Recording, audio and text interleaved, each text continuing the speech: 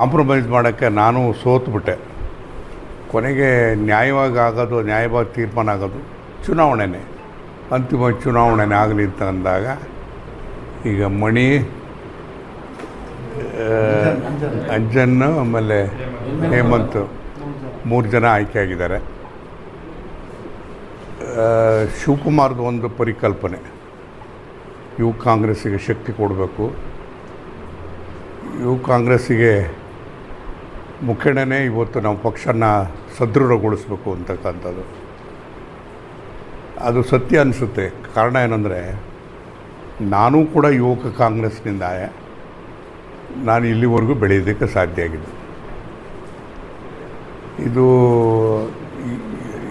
ಈ ಚಿಕ್ಕ ವಯಸ್ಸಲ್ಲಿ ಕಾಂಗ್ರೆಸ್ಸಿನ ತತ್ವ, ಸಿದ್ಧಾಂತ, ಆದರ್ಶ ಅದೆಲ್ಲದೂ ಕೂಡ ಮೈಗೂಡಿಸ್ಕೊಳ್ಳೋದಕ್ಕೆ ಸಾಧ್ಯ.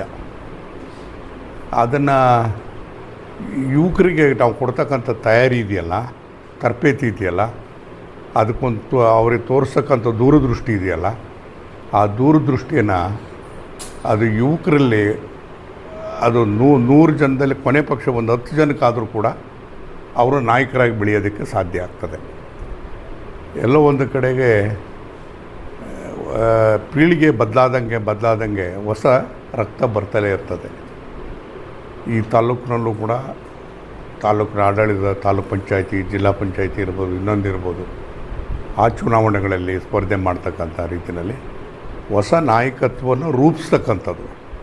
ಆ ಕಾರ್ಯಕ್ರಮಕ್ಕೆ ಒಂದು ನಾಂದಿಯನ್ನು ಆಡೋದಕ್ಕೆ ಮತ್ತು ಎಲ್ಲರಿಗೂ ಈಗ ಆಯ್ಕೆಯಾಗಿರ್ತಕ್ಕಂಥವ್ರು ಮಣಿ ಅವರೆಲ್ಲರೂ ಕೂಡ, ಹೇಮಂತ್ ಆಮೇಲೆ ಅಂಜನ್ ಎಲ್ಲರೂ ಕೂಡ ಪಾದಾರ್ಪಣೆ ಅಂದರೆ ಪದಗ್ರಹಣ ಮಾಡ್ತಕ್ಕಂಥ ಒಂದು ಕಾರ್ಯಕ್ರಮ. ಆ ಕಾರ್ಯಕ್ರಮಕ್ಕೆ ನೀವು ಬನ್ನಿ, ನಾನು ಬರ್ತೀನಿ. ಇದು ಒಳ್ಳೆಯ ಕಾರ್ಯಕ್ರಮ ಆಗ್ತದೆ. ಅದರ ಗುರಿ ಇರಲಿ ಏನಂದರೆ, ಯುವಕರಿಗೆ ಒಂದು ಈ ಸಂವಿಧಾನದ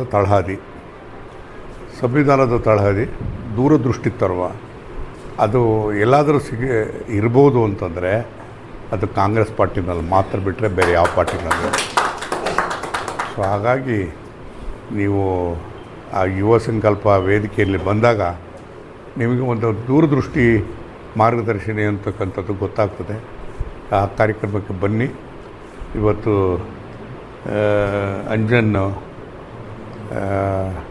ಅಂಜನ್ನೇ ಎಲ್ಲ ವ್ಯವಸ್ಥೆ ಮಾಡ್ತಾನೆ. ಬನ್ನಿ ಕಾರ್ಯಕ್ರಮಕ್ಕೆ. ನಾನು ಕೂಡ ಇಲ್ಲೇ ಇರ್ತೀನಿ, ನಾಳೆವರೆಗೂ ಇರ್ತೀನಿ. ನಾಡಿದ್ದೇ ಹೋಗ್ತಕ್ಕಂಥದ್ದು, ಜೊತೆಲೇ ಹೋಗೋಣ. ನಮಸ್ಕಾರ ಎಲ್ರಿಗೂ.